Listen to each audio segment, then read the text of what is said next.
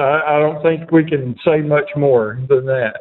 And we're just about done.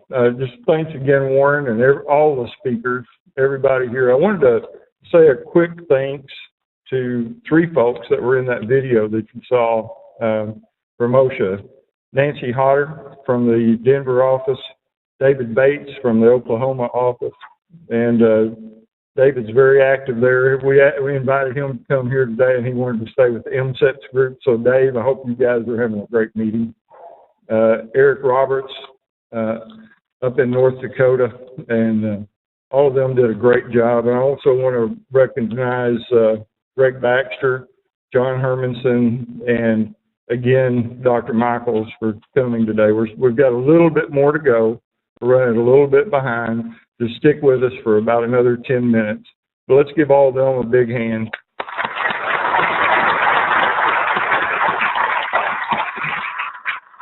We're going to give you a real brief instruction about the website, how to log on, how to log your hours, and then Mary Ann and I will close it up.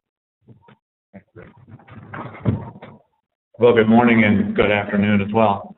My name is Matt Kerr. I'm with the OSHA Education Center at University of Texas at Arlington. And first of all, I just want to thank you for the privilege of being part of this event with all of you, and also thank all of you here in Humble, Texas, as well as nationwide for being part of the event with us here.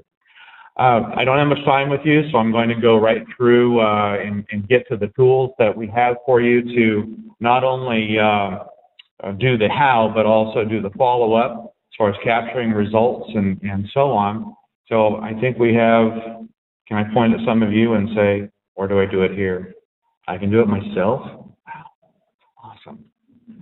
Okay, now this is basically our OSHAStanddown.org website. I think most of you probably have accessed this before. I'll just take you through down to where we enter the information. First of all, we would go to resources. Again, we want to emphasize that this is 15-minute or longer training periods.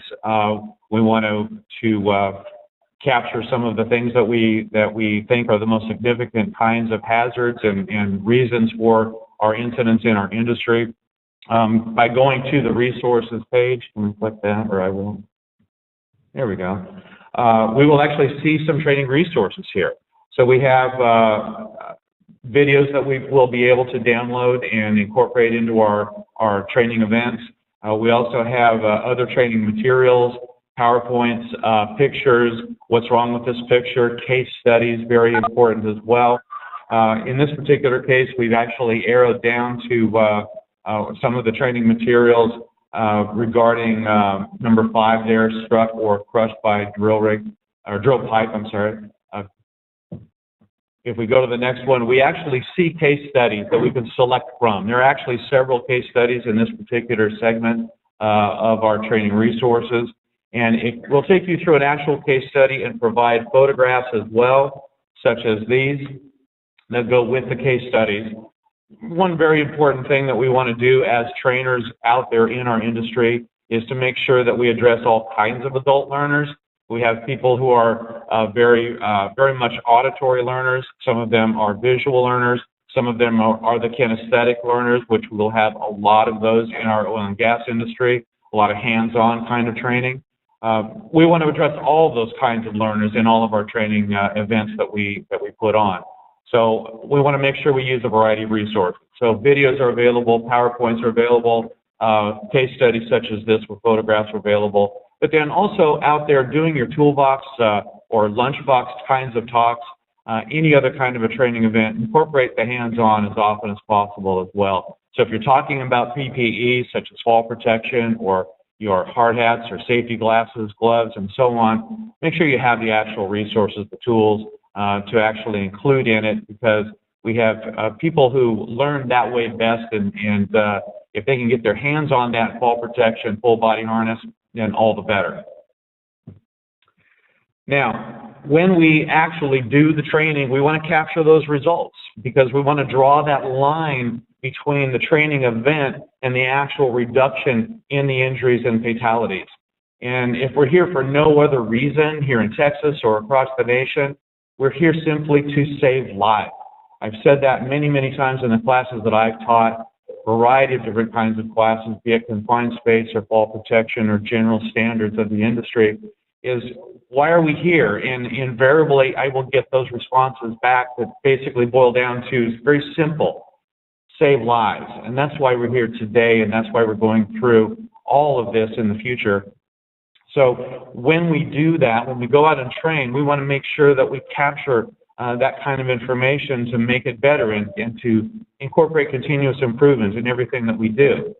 So on our website, we actually have a section here called Results, and this is where we would actually log in all of our company or organization information and then actually document what you did, what kind of training you did, for how long you did it, how many people you did it for, so that we can see, okay, we've got this kind of training going on, and guess what? We can capture what's going on later as reduction in injuries and fatalities.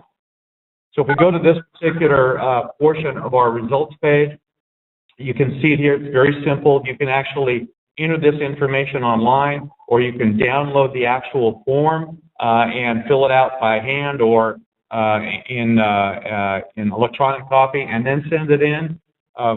You would have name of company, company contact, all of the actual information about your organization.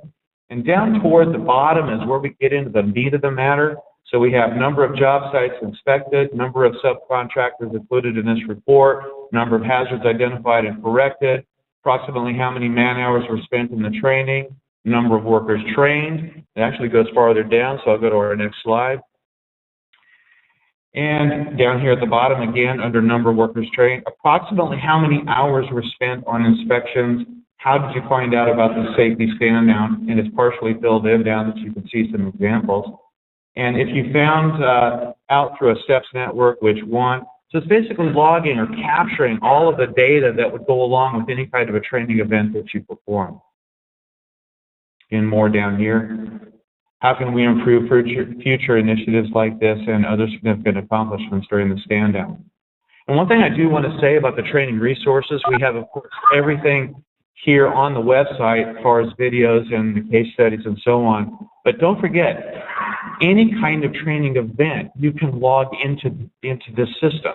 So if you're doing your own training, be it a 15-minute tailgate session or some kind of more formal training in a classroom situation, be it 1 hour, 2 hours, 8 hours long or longer, or if you're sending people to other kinds of training classes, you can still log all of that information into this system.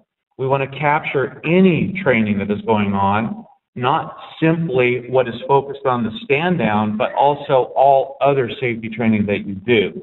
So please take this tool, use it to log all safety training that you're doing to help capture all of the data that you're all participating in.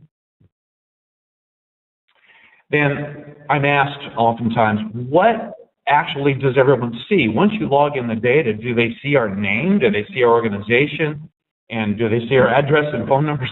No, they don't. This is the kind of report that actually is generated from the data. Now, this is one of those death by PowerPoint slides, so I apologize for this, but this is necessary just to show you the whole scope of it. But we're going to focus in on one section. This is a little bit better. So we have actually cities such as Sugar Land, Texas, Dallas, Texas, Fort Worth, Texas. That's where I'm actually from. We have zip codes, number of job sites inspected, number of hazards identified and corrected, number of workers trained, and so on. You'll see that there's no personal information. So don't hesitate to use the tool, even though it is asking for specific organizational information. The report that is actually generated is for the data of the training itself. So it's all very much organized as far as what kind of training is being conducted, what kind of inspections are being conducted, so that then we can, once again, draw the line between that information and the reduction in fatalities and injuries on job sites. And here's a quote from Secretary of Labor Thomas Perez: "Workers in this country have the right to return home safe and healthy at the end of the workday."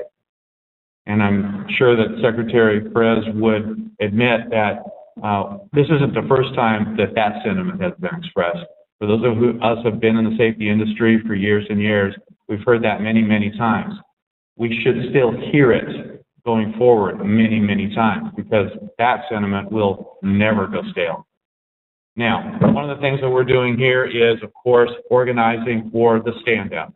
We're going to be doing, it says on the website, at least an hour in like 15-minute segments, but it shouldn't stop there. And Warren was very correct in saying that once we leave here, we never stop. We never give up. This is a pursuit that is personal to all of us, and we want to make sure that we continue the progress that we've made so that when we leave here today and we participate in the stand down, we keep that rolling and building and growing for the years to come.